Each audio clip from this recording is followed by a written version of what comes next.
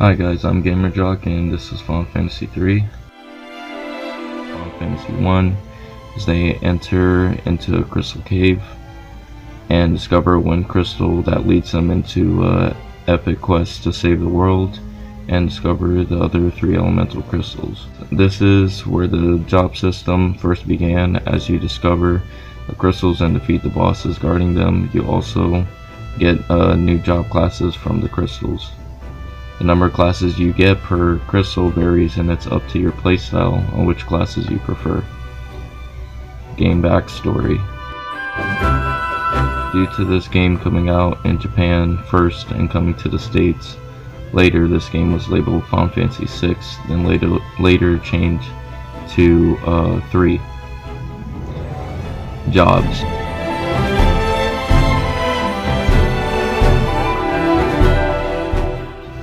There are 22 job classes, and each one of them have some use against bosses throughout the game, such as the Dragoon is useful due to it being able to stay in the air for a turn, allowing you to evade damage from high-powered foes. Or jobs like the Geomancer. Geomancer was my personal favorite because he uses the elements around him as magic. Like if you're in an ice cave, he will probably do Ice Pillar. Each class also comes with one select skill.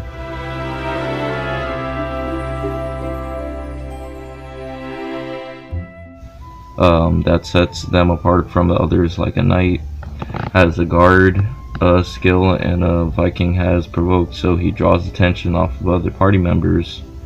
This is most useful when your teammates are badly injured. Job levels.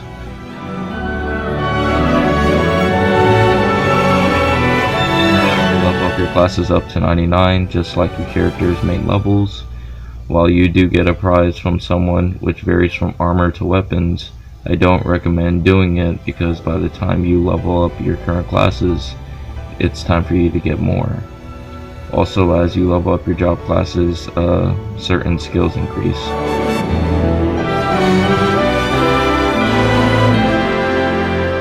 Like for ninja, you will have high speed, or for sage, you will have high magic, which will turn the number color into green. Changing job classes. You may change classes as much as you want and whenever you want. However, when you go to change a class, it will take a set number of battles before your character adjusts to that job.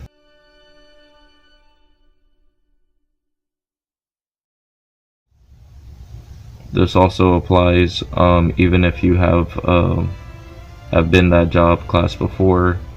It's a bit annoying, especially if you got a new job class you want to try and can't level it up because your stats are decreased when this adjustment period is happening. The stat colors change to red when this happens. Also, when you change classes, your appearance changes to that class. Even though I don't recommend this, you can have everyone be ninjas if you wish. It's not advised though, since it limits your party's capabilities.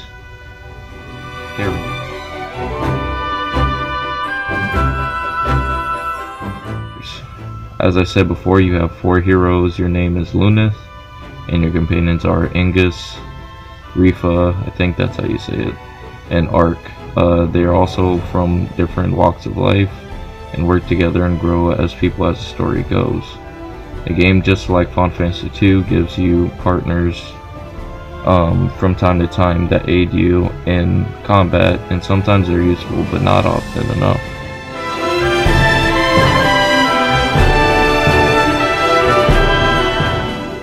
Chat dialogue.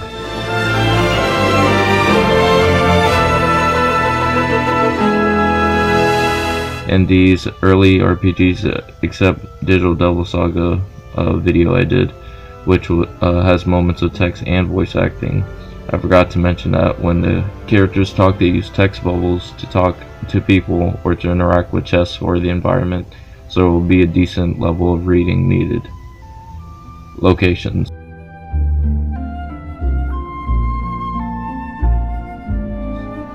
In this game, you will travel from towers to caves, some of which you will have to cast Toad on your party to fit into.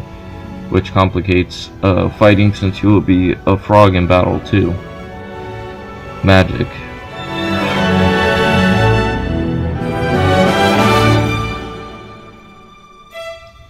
You have to buy magic, then teach it to the members you want to learn it. However, if their job class doesn't use magic, then there's no point in giving it to them. For example, thieves don't use magic because their ability is to steal, so teaching them cure would be a waste of time unless you are planning on turning them into a class that does use magic later. 3D. This game is in 3D graphics, so the character models and environments are fully realized. Vehicles. This game sports airships and boats like before. The twist about it this time is Airship continually gets upgraded as the story goes on, getting you stuff like stores inside the ship, beds, and even cannons to help during air battles.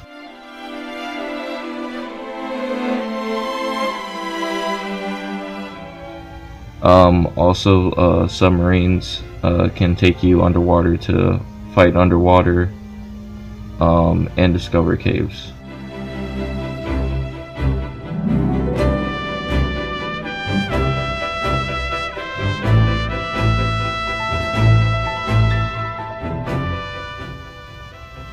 This game has two different worlds. This game has a sky world and a world beneath it.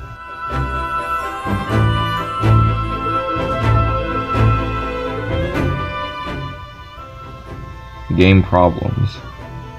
The pacing of this game, as in how long it takes a story to unfold and when the game gets interesting all around, is very slow in the beginning, which is a turn off even for seasoned RPG players. The job system, although interesting, takes too long to level up each class, and the classes don't offer enough abilities to make you want to level them up. Also, the level cap for jobs is too high. While it is cool that the game has 3D sprites, the characters' environments feel a little barren and not really inspiring. This game, in my opinion, is meant to be an experimental experience. Because of the job class and the slow story, I can only recommend this game to people that are historians of the series and wish to see how it all started, or experienced RPG players that want something different. Bosses in this game vary from easy to hard. Especially Garuda used the Dragoon class for that fight. I can't stress it enough. You're gonna need it.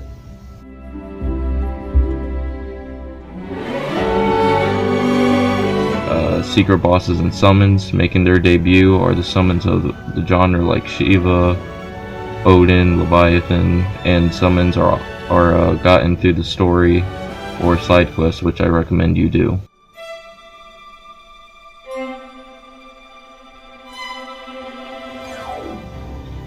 Endgame. There are 3 important things you could do, which is get all the summons and fight the super boss known as Iron Giant.